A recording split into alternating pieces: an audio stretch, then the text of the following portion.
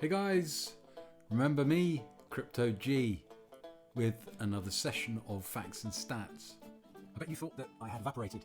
Well, fortunately for me, that isn't the case. I've just been a little busy making sure my portfolio was ready for the expected Trump election result. A tactic I believe your Holy One Shavez has also planned in advance for, facilitating his somewhat smug presentation of this DODO DApp the other night. Unfortunately for many of you, his butter wouldn't melt facade and your lack of knowledge in this space is easy to take advantage of. And not to your advantage, I might add. So shape up, boys and girls. There are sharks in here. Sharks with big bloody teeth, and they have your new juicy fresh USDT to rip off you, finger by finger, limb by limb, or in one explosive strike. They don't care. You are just crypto food to them. So today I thought I would come on and tell you, don't be a flippin' dodo. But before I do that though, a little reminder. I am not a financial advisor, and this video should be used for educational and entertainment purposes only. You must seek professional advice before making any investment in either the traditional or the legacy system. Make sure you self-custody your assets at all times. Make sure you do your research. And remember, the information in this video may well be out of date by the time you get to see it. So today is the 12th of November 24, and we're talking about don't be a dodo. Perhaps in actuality, we need more of a don't mentality here. This doesn't mean don't have some fun in this digital casino. Just remember, the house uses game theory with grandmaster precision.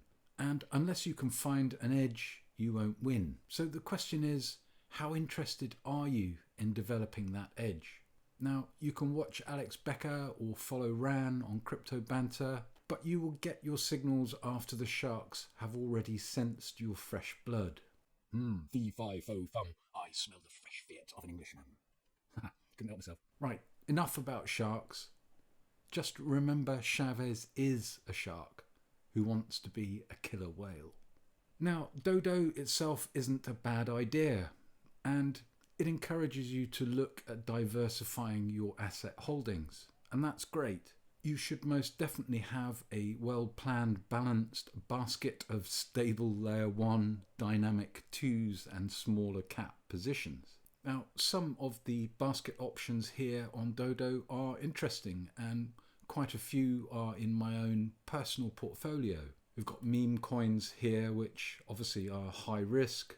We've got the top 10 ERC20 tokens, again of which I like most of these. Not so sure about WLD, but everything else on there is definitely a project that you should be looking at, should have already looked at. Definitely some ideas for projects for you to do some research on, and some DEX options here. Again, Uniswap and Curve, pretty good options, not performing very well at the moment, but we have had some interesting market movements since the US election. However, it isn't anything new. Singularity DAO and many other platforms offer equivalent portfolio management services across the Ethereum network with self-custody.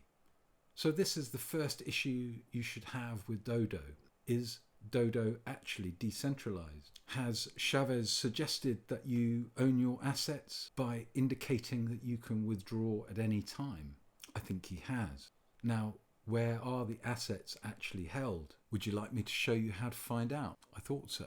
So you should always look for hash IDs, and here in the top earners list we have a few options. Okay, so you grab one of these hashes, copy the full wallet address and pop that into dbank. Looks like this user was previously in Hypernation and some evidence of Hyper-Wallet tokens there. We look in transactions, filter scam, and we can see the interactions with Binance and MetaMask and Paraswap, which is another DEX, and looks like they've been putting some on-chain limit orders in using Gelato. And we can see some interaction with on the Ethereum network here If we click on this $500 purchase, it takes us through to one of the DODO contracts, which looks like one of the classics. If we go back to DODO, we can see here that the allocations are the same in the classic. So we can now label this and give it a private address, call this one the classic,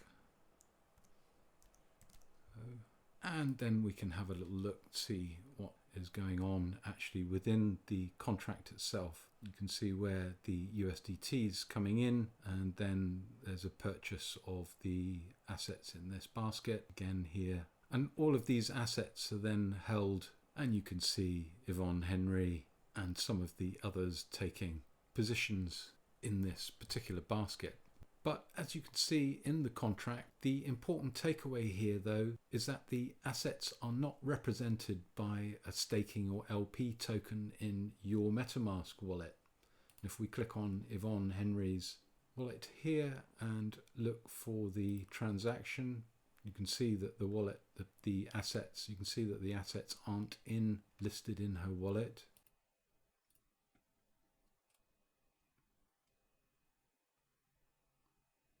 You can see the assets that she sent in on the Ethereum network to the DODO contract. There is money out, but there's no token that represents your position in or on the DODO DApp.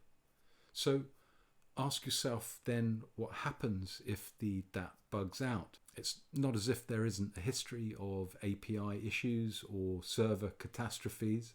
The usual practice is for the contract action to release a token back into your MetaMask wallet, and that represents your share in each pool. The fact that it doesn't confirms the clearly centralized nature of this particular platform, despite the claims to the opposite effect. Another concern indeed, as those assets won't be as liquid if you get a 404 error. We can also see some interaction with previously verified Shavez wallet and the main Boomerang tester, or a wallet that was involved in the early testing on Boomerang, and the fact that Shavez has direct access to withdraw from the contract. So he clearly hasn't renounced ownership yet, and that is another concern. My second issue is how, once again, Shavez has skated over the risk of entering the market right now. Irrespective of what magnificent combo of assets you're buying, there's a lot of potential going forwards, but you must plan your moves and steel your mind for the turbulence ahead, especially when you see the top earners turn red. Have a plan and stick to it, unless the fundamentals change existentially, like Boomerang did. Chavez's advice on setting stop losses, for instance, was pitiful and totally dismissive of what is an important factor that the community needs education on. And for goodness sake, don't listen to trash-shitting unrealistic data as your source of an edge. You will lose more than a finger unless you offer the system other people's fingers in return for your reward.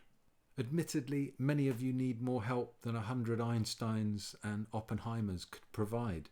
But if you are willing to learn and have your eyes open, you might well do a thing, as Jeremy Clarkson says.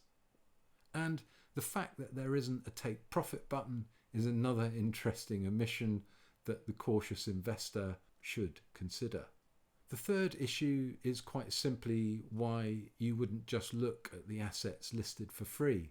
Take some notes, Sam Lee style, and head over to MetaMask or Uniswap and buy them without having to pay the 1% tax. I might even buy them on an exchange for ease. You still have the counterparty risk, but I think top 10 exchanges are now relatively safe. Just don't keep too much on there. Lastly, you should always consider the high gas fees on the ETH network. I noticed Yvonne had paid $34 in ETH fees for her DODO position. This is 7.2% of the initial $500 position, which I suspect will require another similar gas fee on exit if the app is still online at that point. So you're nearly 15% down before you started. And if you are a little more experienced and have thought you could keep adding to it in a DCA style tactic, well, remember the fees cut every time on Ethereum. You could try and find the same assets on another chain like AVAX or BNB and save on the gas. That's another option. But I did wonder why Shavez picked ETH, that now we know.